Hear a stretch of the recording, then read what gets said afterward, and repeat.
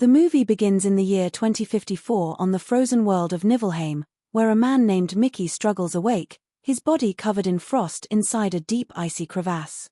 Just as he calls for his friend Timo, who is nearby working on a ship, he realizes something is wrong. Instead of rushing to save him, Timo only grabs Mickey's flamethrower and coldly remarks that it isn't worth rescuing him because he will die soon anyway. And indeed, this version of Mickey isn't unique, he's a clone, the 17th one to be printed by the company that owns him. Every time Mickey dies, they simply grow a new body, load in his stored memories, and send him back out to work. His memories are only updated once a week, which means sometimes entire days vanish for him, but the company doesn't care. Mickey isn't treated like a man, he's just another expendable. During the process of printing Mickey 17, something even went wrong. A hose slipped from the machine before being reconnected, a small mistake that the scientists brushed aside. On Earth, cloning is forbidden, but in space, the rules bend. Certain people, branded as expendables, are printed to do all the dangerous tasks no one else wants to risk. Mickey's life is nothing more than a cycle of dying and being reborn, his humanity reduced to a scientific routine. Not long after, he's sent outside the ship under the pretense of repairing equipment. But Mickey quickly realizes the truth: the machine doesn't need fixing. They only sent him out to be bathed in deadly radiation so the scientists could collect valuable data as he slowly perished. Even when a tool slips and slices his hand off, they only watch with fascination. The next clone printed survives only minutes, long enough for the scientists to run a few experiments before casually discarding him as well. For them, Mickey is just another test subject. Years earlier, life on Earth wasn't much better. Mickey and Timo were inseparable friends who dreamed of running a macaron shop together. They borrowed money from dangerous men to open it, but the business failed, leaving them at the mercy of a ruthless gangster named Darius. Darius enjoyed tormenting people with chainsaws and made it clear that if they didn't repay him, they were finished. With no way out, Mickey applied for a place on a colony expedition. The mission was led by Kenneth, a failed politician who reinvented himself as a leader of a new society. Timo somehow secured a spot as a pilot, but Mickey had no useful skills. Out of desperation, he selected the role of expendable on his application, without realizing what it meant. The company wasted no time processing him.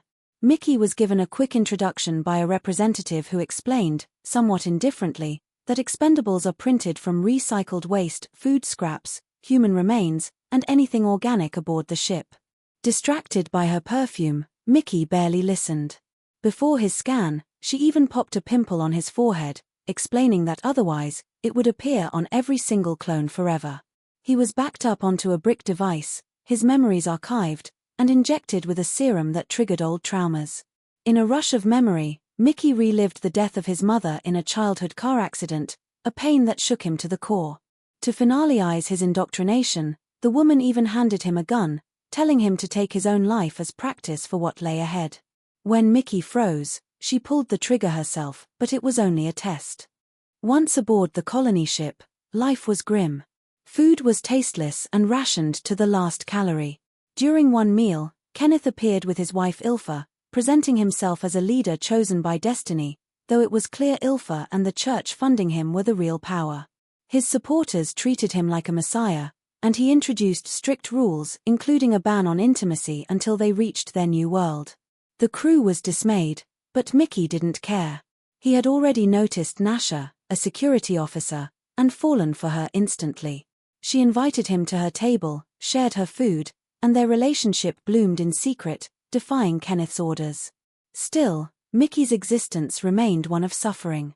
Scientists frequently asked him to describe death as though it were entertainment.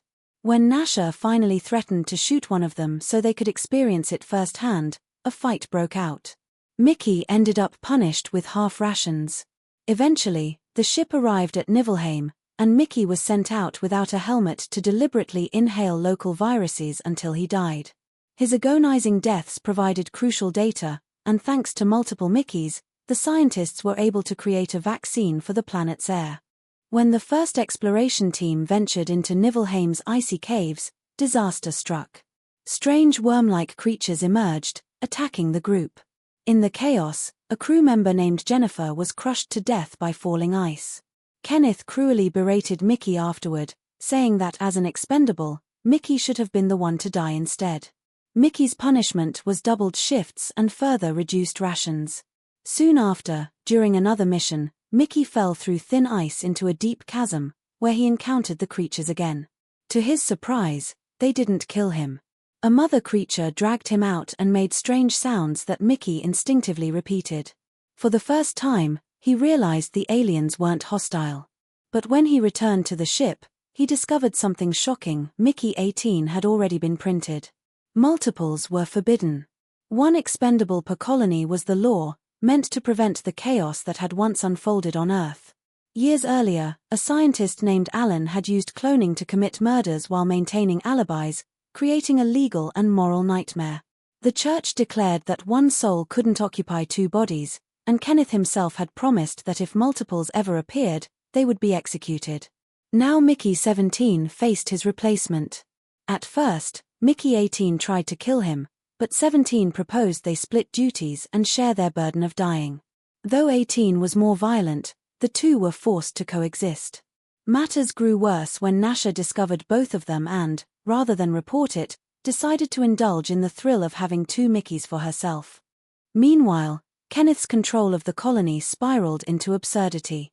He preached about purity, pressured crew members into selective breeding plans, and made himself the face of a religious crusade. Yet cracks in the mission widened. The creepers, as the aliens were called, grew more restless. When a baby creature was captured, the mother threatened vengeance. Only Mickey, who had learned to mimic their language, could calm them. But Kenneth refused to see reason. Instead, he ordered explosives strapped to both Mickeys, forcing them into a twisted contest. Whichever clone brought back the most alien tales would survive. During their mission, 17 finally confronted his childhood guilt over his mother's death. 18 revealed the truth: it had been a tragic accident, not Mickey's fault. Dorothy, a scientist sympathetic to Mickey, gave them a prototype translator to better communicate with the creepers. Through it, the mother revealed she had spared Mickey because she recognized his suffering. But after humans killed her baby, she demanded justice. A human life must be taken to balance the scales. Back on the ship, chaos erupted. Kenneth's greed and arrogance collided with the aliens' wrath. As his supporters scrambled, 18 seized the chance to sacrifice himself, detonating his own bomb and killing Kenneth in the process. With their leader dead and the creepers appeased, the conflict ended. The colony, however, was thrown into political turmoil. Nasha was imprisoned but later rose to power, determined to end the expendable program for good. Dorothy perfected the alien translator, allowing Mickey to maintain peaceful contact with the creatures. Months later, Mickey stumbled upon Ilfa secretly printing a new Kenneth, even though she was believed to be dead. But unlike before, Mickey no longer feared the ghosts of his past. His cycle of death and rebirth had stripped away his terror. Finally, at a public gathering, Nasha announced the end of the Expendables program. As she spoke, Mickey pressed a button and destroyed the cycler, ensuring no more clones would ever be made. And that's how the movie comes to an end. We'll meet again in the next story. Always stay happy and keep smiling. If you enjoyed the video, don't forget to like, comment, and subscribe and share it with your friends too.